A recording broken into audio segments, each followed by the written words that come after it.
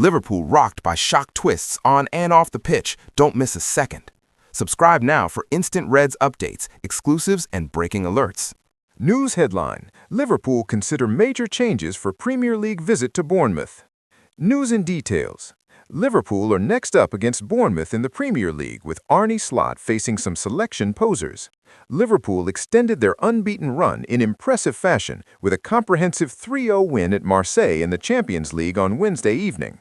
The Reds have now avoided defeat in 13 games in all competitions and are in a strong position to qualify directly to the last 16 in Europe's premier club knockout. Arne Slot's side will now aim to address their frustrating Premier League form when they take on Bournemouth on the South Coast on Saturday evening. And here we look ahead to the changes Reds head coach Slot could make when his team are next in action. Robertson on standby. Liverpool have been quietly rotating in recent weeks around a core group of around 15 players that was bolstered by the return of Mohamed Salah from Africa Cup of Nations duty this week. How much change there is in defense, though, will largely depend on whether Ibrahima Konate is available, having been absent in Marseille due to personal reasons. Joe Gomez was more than decent when stepping in at centre-back alongside skipper Virgil van Dijk in France. Wataru Endo would be next in line, with teenager Giovanni Leone out for the season. Given Connor Bradley is similarly sidelined, Jeremy Frimpong is the only recognized senior right back available, although Calvin Ramsey is an option, having been ineligible for the Champions League. Dominik Szoboszlai has also featured in the position this season. There could, though, be a decision to make at left back, with Milos Kerkez in fine form, but Slot wary of overburdening his players during a busy January, with this the 7th of 9 games in the month. Andy Robertson is on standby to deputize. Formation decision. While Slot went with a box midfield in France, it revolved around 4 of his regular starters in the engine room. Ryan Gravenberch and Alexis McAllister were reunited at the base of midfield, with Endo and Curtis Jones alternatives, although the versatility of Szoboszlai has been concentrated this season on other positions. Szoboszlai and Florian Wirtz were at the more advanced end of midfield in France, although Jones is also an option. All 3 would be in contention for the number 10 role should Slot revert to 4-2-3-1. Teenager Trey Niney has made just 2 brief appearances from the bench in the Premier League this term. Gakpo recall. Salah was employed alongside Hugo Ekitike on the right of a 2-pronged central forward line in France, with the duo expected to continue should Liverpool retain the formation. However, Salah would be favorite to start on the right in a 4-2-3-1, with Szoboszlai and Wirtz potential alternatives. Frimpong would almost certainly be required in defense. Ekitike is ahead of Cody Gakpo down the middle, with Alexander Isak out for several months and Federico Chiesa a doubt after aggravating a problem during the warm-up in France. If a left winger is required, Wirtz is the more likely starter, despite Gakpo coming off the bench to score against Marseille, while 17-year-old Rio Numho isn't regarded ready for a Premier League start yet. News headline: The Taylor Swift effect on Liverpool finances as Reds top Premier League money table. News and details.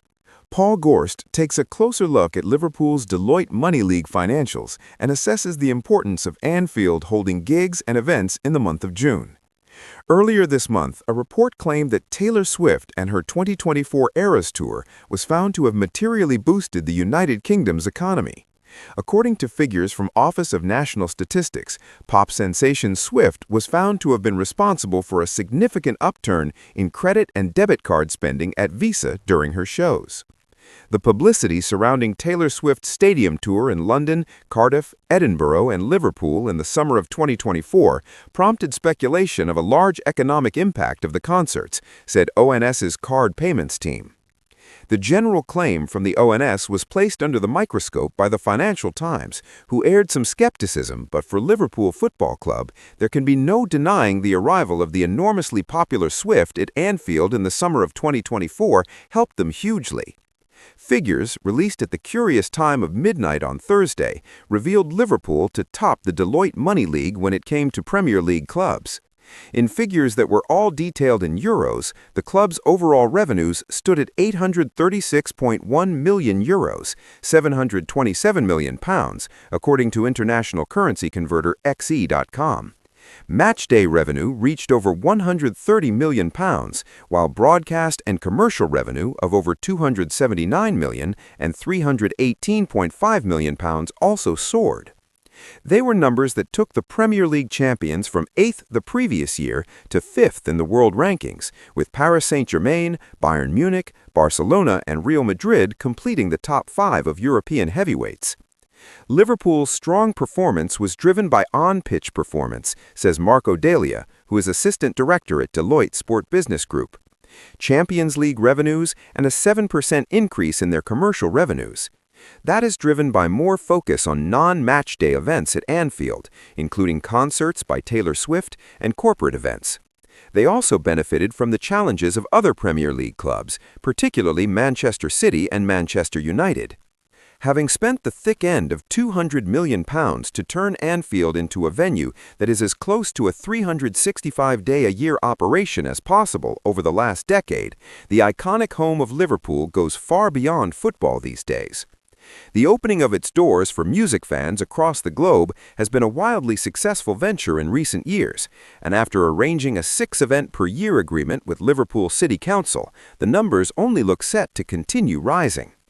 Paul Cuddill, Liverpool's vice president of stadium operations, said the Anfield expansion, which had seen capacity increase from 45,000 in 2015 to 61,000 by 2024, was a major factor in bringing A-list acts to Merseyside. A total of 150,000 people came through the turnstiles for Taylor Swift, said Mr. Cuddill. They were younger, maybe their first time at a stadium or in a large crowd. We had to make sure they were welcomed in the right way. The feedback from promoters is the thing that makes Anfield different is the people. Ben Laddie, Liverpool Football Club's chief commercial officer, said, "We're delighted to play our part in boosting the local economy and providing local jobs through the staging of concerts at Anfield." Anfield has attracted the biggest stars on the planet, including 3 nights of Taylor Swift, and we're very proud of the successes we've had so far. We've had incredible feedback from concert-goers, promoters, and from local residents alike. A report by Turley Economics in 2024 revealed how the local economy on Merseyside had been boosted to the tune of £31.3 million by the summer gigs that take place now, while thousands of jobs have been created in the process. Last year's events that saw the likes of Bruce Springsteen, Dua Lipa, and Lana Del Rey all perform will only swell those figures when they are made public.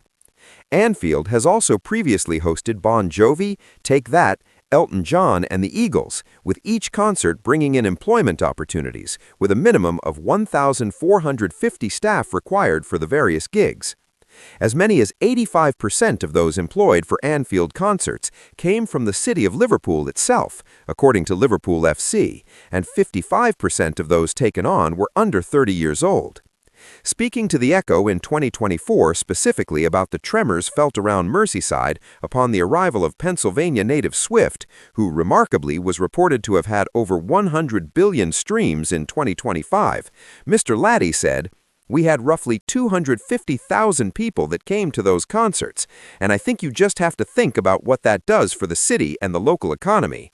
It was really apparent that these were people that were coming into the city to stay in the hotels, eat in the restaurants, make use of the local transport links, etc. I just think it's amazing for us to be able to bring those events to the city."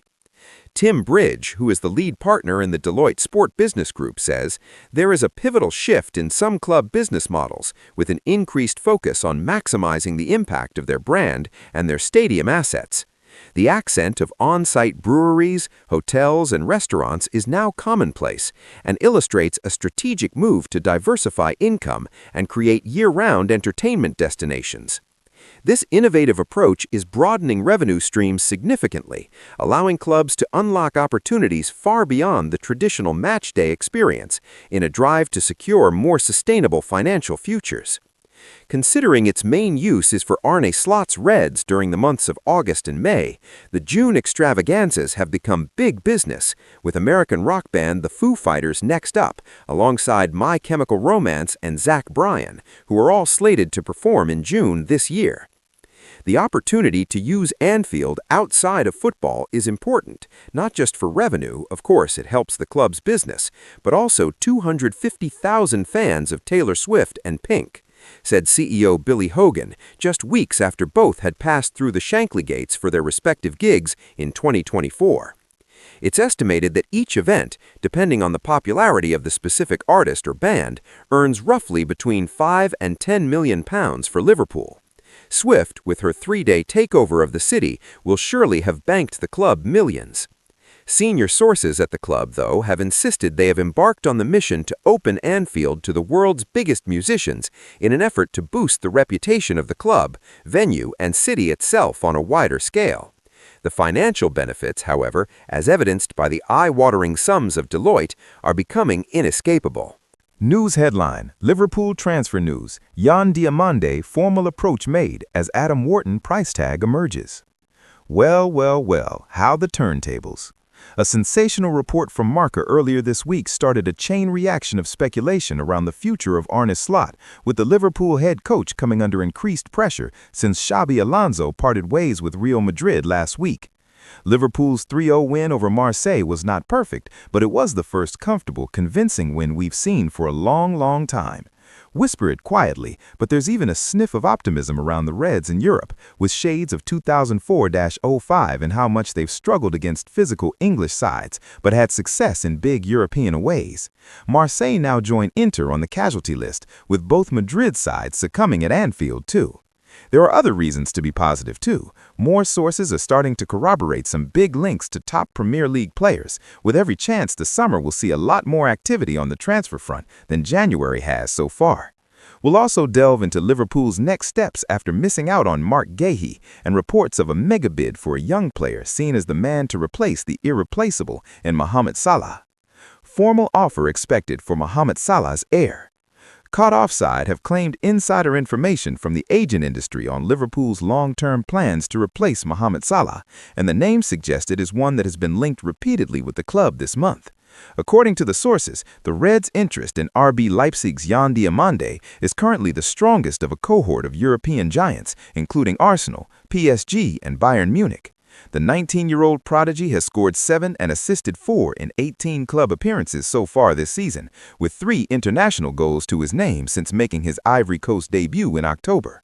The report claimed the Reds are expected to make a formal approach in the coming months, viewing Diomande as a long-term successor to Mohamed Salah and a perfect fit for their new system. Diomande admitted in November that his dream is to play for Liverpool, and senior Red Bull executive Oliver Mintzlaff earlier in the week stirred the pot when he warned that Leipzig have to generate revenue when asked about the future of Diomande.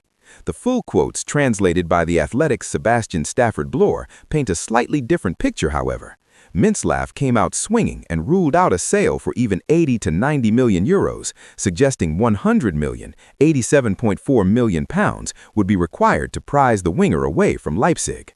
A summer bidding war is nevertheless seen as an inevitability, with the Independent's Miguel Delaney adding fuel to the fire of speculation over a move to Merseyside. Delaney said, "Every club in Europe wants him. I'm told he won't move this January, but if everything aligns in the summer and Salah leaves, he becomes an obvious option." There's the emotional pull and the fact that Liverpool compete for major trophies. His camp also feel he'll have even more options after a World Cup with Ivory Coast. Reading the tea leaves, Salah's great Reds career does appear to be heading towards its denouement, whether it's this year or at the end of his contract. The Telegraph reported yesterday, Thursday, that Salah and Vinicius Jr. are prime transfer targets for the Saudi Pro League this summer, with the likes of Sadio Mane, Karim Benzema, Fabinho, and N'Golo Kante potentially set to move on. Public investment fund chiefs are said to be confident in their ability to attract the Egyptian, who is understood to have ruled out a January move.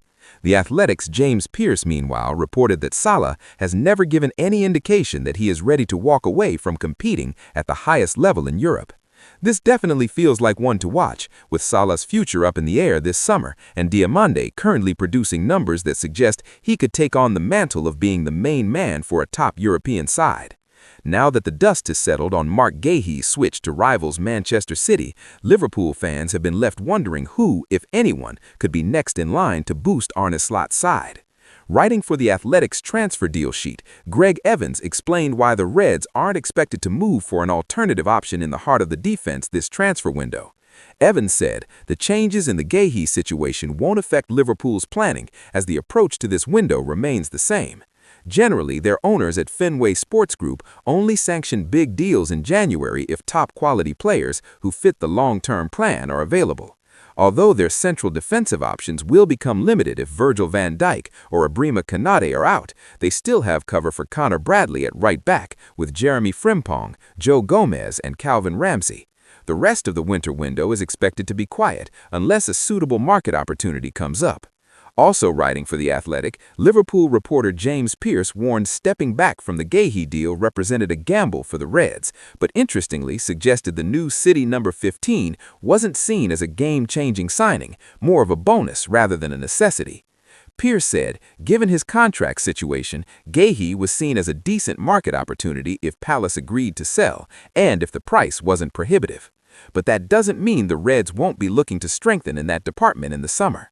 Dean Jones has told Team Talk that Liverpool are still very much going into the market for a center back, with hints that the club will also pursue a right back, left back, central midfielder, and right-sided attacker should Mohamed Salah leave. David Lynch told Anfield Index via Rousing the Cop that the Reds have watched Chelsea target Jeremy Jacquet. The defending Premier League champions, however, are after a more experienced central defender, with Jacquet not a player that improves Liverpool immediately. The signs point towards Richard Hughes and co. keeping their powder dry for the summer, with a long-term Virgil van Dijk replacement required sooner than many would like to acknowledge. Recent rumors around Nico Schlotterbeck and Alessandro Bastoni, subject of fresh links to Liverpool from Fichejes, show a clear pattern towards identifying a left-sided center-half who can marshal the defense for the next decade, one that is further underlined by the next man up for discussion. The aforementioned Dean Jones has revealed separately to Team Talk that Liverpool's reported interest in Mickey van de Ven is genuine, with the Tottenham Hotspur defender unconvinced by the project, while Thomas Frank remains at the helm.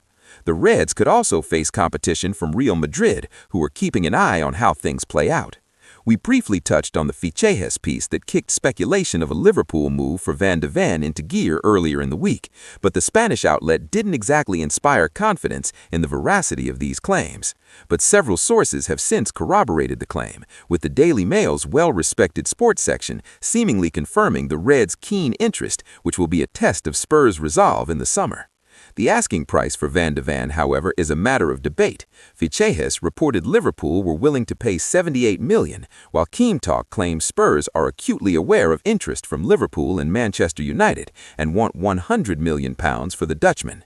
Ben Jacobs even went so far as to claim Tottenham would be expecting a British transfer record when speaking on the Last Word on Spurs podcast via Rousing the Cop.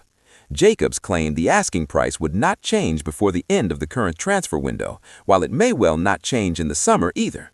Van de Ven will still have 3 years left on his existing deal come the summer, so Spurs would be well within their rights to demand a high fee for their prized defensive asset. But a British transfer record could mean any number of figures. The British transfer record is, of course, held by Liverpool, with the signing of Alexander Isak potentially reaching as high as £125 million. It's hard to see any club paying a fee in the region of what the Reds paid for Isak. Despite his pace, composure, and height, Van de Ven is not the strongest in the air, winning only 40.7% of his aerial duels in the league this season. A fee in the region of the Harry Maguire transfer to Manchester United or Liverpool signing of Virgil van Dijk is a lot more realistic taking transfer fee inflation into account. But the Reds would have to be certain Van de Ven is the one. If this rumor only came from Fichejes, it probably wouldn't be worth a whole section of this column. But Team Talk sources have corroborated that Liverpool are monitoring Adam Wharton, which will come as no surprise to those who have watched the Crystal Palace holding midfielder. Acknowledging the unreliability of the initial report, Team Talk claimed the Reds are keeping close tabs on his situation ahead of a potential summer swoop, with the England international available for as little as £65 million. Yes, that is a huge amount of money, but considering figures in the 100 million region were being thrown around last year, it would certainly represent value for a 21-year-old player with bags of potential to go with his quality in the here and now. Liverpool are not alone in making eyes at Wharton, however, with The Guardian naming Real Madrid, Manchester United, Tottenham Hotspur, and Newcastle United as potentially interested parties in their gossip column. Manchester United's interest has been reported by Team Talk as well, in a report that claimed information from Palace sources indicating that the club have accepted that Wharton will likely move on this year. Andre back on the agenda. Wolverhampton Wanderers' Andre, no relation to Peter, was linked heavily with Liverpool back in 2023 while shining for Fernando Diniz' Copa Libertadores winning side.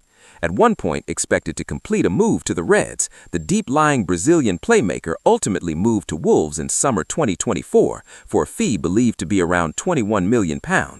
The impending departure of Jurgen Klopp, as of then still unknown to fans but communicated to club higher-ups at the time, may have put the brakes on his move to Anfield, but a fresh report from Brazil has claimed Liverpool could be back in for Andre. RTI Esporte have reported that Wolves would struggle to hang on to the midfielder if relegated, with the Reds continuing to monitor Andre's statistics. The report claimed, regardless of Wolverhampton's relegation, Liverpool intend to present an official proposal for the player. It is expected that Wolves would not agree to negotiate for Andre less than €30 million, £26.2 million. Fluminense are said to also be entitled to 10% of any future transfer fee for Andre, on top of a 4% solidarity payment mandated by FIFA. It therefore stands to reason that the £26.2 million proposed would be a starting point for negotiations, with Wolves likely to demand higher to sanction Andre's exit. Still, the need for Wolves to shash their overheads if relegated could present Liverpool with one of those famous market opportunities. But Andre is still a long way from being a standout performer in the Premier League, so this move feels unlikely for the Reds.